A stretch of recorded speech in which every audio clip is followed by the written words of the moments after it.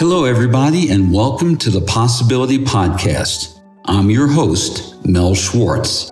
I practice psychotherapy and marriage counseling, and I am the author of the book, The Possibility Principle, the inspiration and the companion to this podcast. I'll be introducing you to new ways of thinking, a new philosophy and a new game plan for life, and all of the infinite possibilities that await you.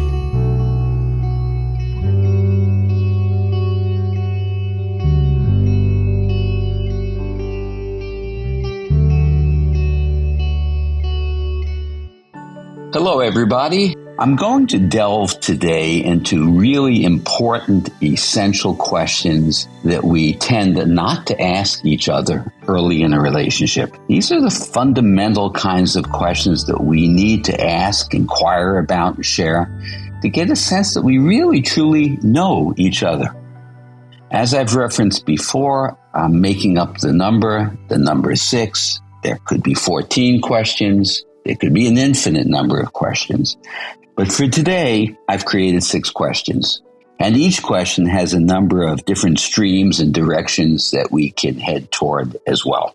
We commit to relationships in my professional and personal experience very, very prematurely. In other words, we meet, we date, we feel what we think we should feel. We may feel in love or sexually attracted. At later stages in life, we may admire and value friendship over sexual attraction. This should be the point where we're committing to the process of getting to know each other more deeply, not just enjoying each other, but truly getting to know one another and share ourselves with each other without fear of judgment. But we don't. We prematurely commit to the outcome by saying, I'm in a relationship, or I am in a committed relationship, as opposed to saying, you know what, I'm in the process of committing to a relationship. This is a deeper dive. So my thesis is we don't truly know each other on the level that we need to, and it's fundamentally because we don't ask important questions.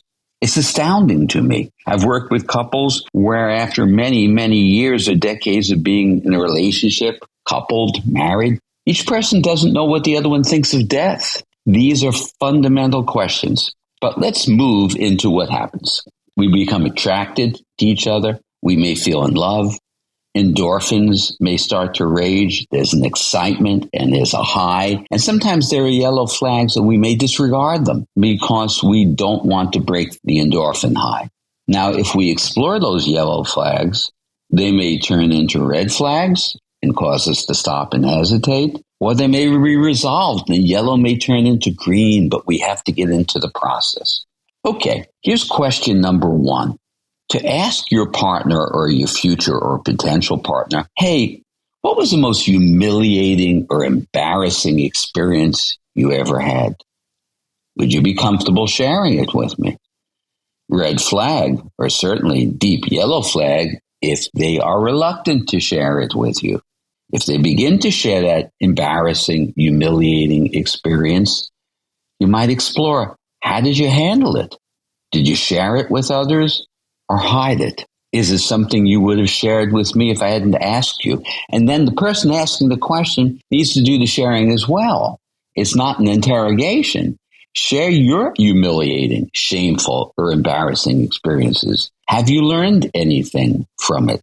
Have you learned how to deal with shame and embarrassment? Is it something you hide from others? Is it something you would hide from me? And if so, that impacts self-esteem and self-worth. And as I always relate, self-esteem is a core ingredient on what happens in a relationship. If you have one or both people with marginal self-worth, how do you think that's going to impact your relationship? So question 1, would you share with me your most humiliating or embarrassing experiences? Question number 2, this is more of a vision statement for a relationship. Do you believe in sharing everything in a relationship? Do you think any part of your thoughts and feelings and experience should be private? Not that you have to share everything. That would be absolutely implausible at times. We wouldn't have the time. It would be monotonous. I stopped at that red light and I can't believe how long I was there. I'm not talking about that. I'm talking about the core thesis of emotional and verbal intimacy. What would you keep from me, from someone else, and why? Is it because you'd feel embarrassed or ashamed or judged? Would you be concerned about what I might think of you? To deepen that inquiry, it might sound like this. If I could hear your most private thoughts, what would I know about you that I don't currently know? Can you appreciate the depth of that question? If I could see and hear your private thoughts that go unexpressed, what would that tell me? What would I learn about you that I don't currently know? And by the way, the answer could be a very positive answer, right? It's a deeper revealing. Committing to a relationship means a deeper, fuller sharing of ourselves with each other. And more often than not, that does not happen. Question number 3. Is there anything you long for in your life? What are your goals, your life visions? What's your heart's longing? Do you think you can have it? Can you accomplish it?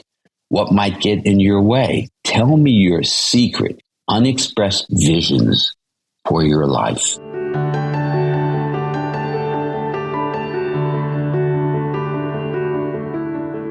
I'd love to show you my appreciation for your subscribing to and rating this podcast by offering you a gift to one of the following: The Power of Mind, a live talk that I gave, or one of my digital ebooks, Creating Authentic Self-Esteem, Overcoming Anxiety, or Raising Resilient Children, and lastly, Cultivating Resilient Relationships. Once you have subscribed, please send an email to mel@melschwartz.com and just let me know which gift you'd prefer. Thanks.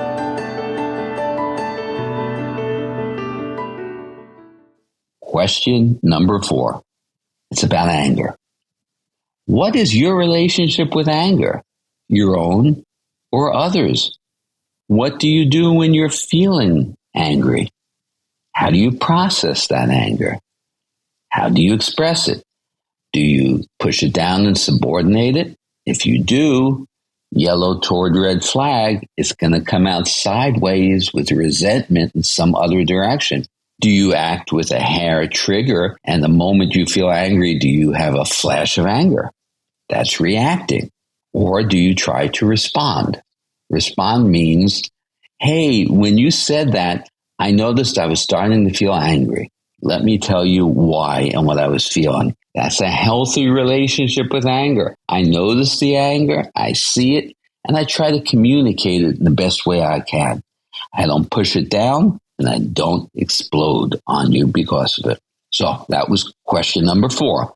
Tell me about your relationship with anger, yourself, your own relationship with anger, and how you respond to anger with other people. Question number 5. In regard to your own identity, what was most influential in shaping what you think of yourself, how you know yourself? Typically, this comes from childhood. What messages, good, bad, or in between, did you receive from your parents? Were there moments that felt humiliating, scarring? Were there moments that you're joyful and proud of that you carry with you?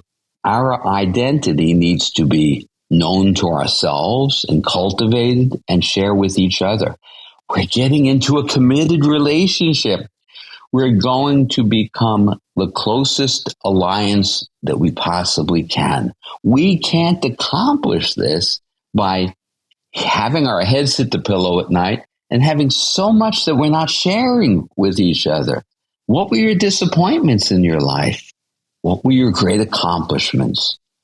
Again, that question of what do you long for, which is, do you feel disappointed? What are you doing with that disappointment? Share the core influences of your identity, what you long for and what you're disappointed in. And my last question for this moment in this episode, question number 6. Can you tell me about your fears, specific and general? Your fears about relationship, your fears about yourself. You could have fears that are financial, health-related, relationship-related, fear of what you think other people think of you. What are those fears? And what's your relationship with those fears? Do they subordinate you? Do they sink you? Do you avoid them? Do you want to not look at them? Do you summon up, take a look at them and think, how can I transcend these fears? The issue isn't fear. The issue is your relationship with fear. Do you have a fear about whether I'll love you forever? Do you have a fear about my fidelity? What informs those fears? If you had your heart broken, something I spoke about earlier, did you ever have a lover or a close person to you betray you? Do you not trust others? Do you not trust yourself? You see what I'm getting at in these 6 questions that honestly I made up, but I'm doing them in a representative way? They are about a deeper dive in the process of committing to a relationship, way before the commitment is finalized and it's a done deal. It is the rare couple that I see having conversations on this level, not only early in a relationship, but at any time in a relationship. It's as though we went to 3rd or 4th grade and decided that was enough. We have enough education. We're going to shut it down. That is what we do with emotional and verbal intimacy. And that is a primary reason why relationships struggle, disappoint, frustrate us, and ultimately we may feel that we fail at them because we're simply not doing a deeper dive, delving in and asking these questions. And by the way, asking these questions will also reveal our relationship with ourselves, our self-esteem. You know, if you have a healthy, reasonably good self-esteem and fall in love with somebody who has a marginal self-esteem, don't you think that's going to play out in any number of ways in your relationship? You may love them to death, but they don't believe that you do. And so that creates a conflict in the relationship. That's one example. The consequences, the unanticipated consequences are innumerable and unimaginable. The best we can do is lay ourselves open and transparent, not pretending to put our best foot forward. Put our genuine self forward. Share the complete picture of myself, my strengths, my weaknesses, my fears, my desires, and my loves. And you do the same with me. So we can get to know on a far deeper level who we really are. That will provide us with a much greater takeaway around, is this the relationship I should be committing to? So go deeper, ask the unasked questions. That would make both of you the exception in relationships. What I'm proposing is a rare thing. It should be common. It should be ordinary. It's rare. Go for the rare and go for the exceptional. And you'll be living the best life you can in terms of awareness about your relationships and what you're getting into.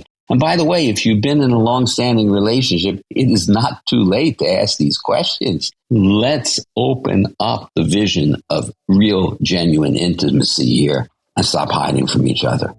Well, until next time, wishing you health, wellness, and happiness, and summoning up all those possibilities in your life that await you. Be well. Speak to you soon.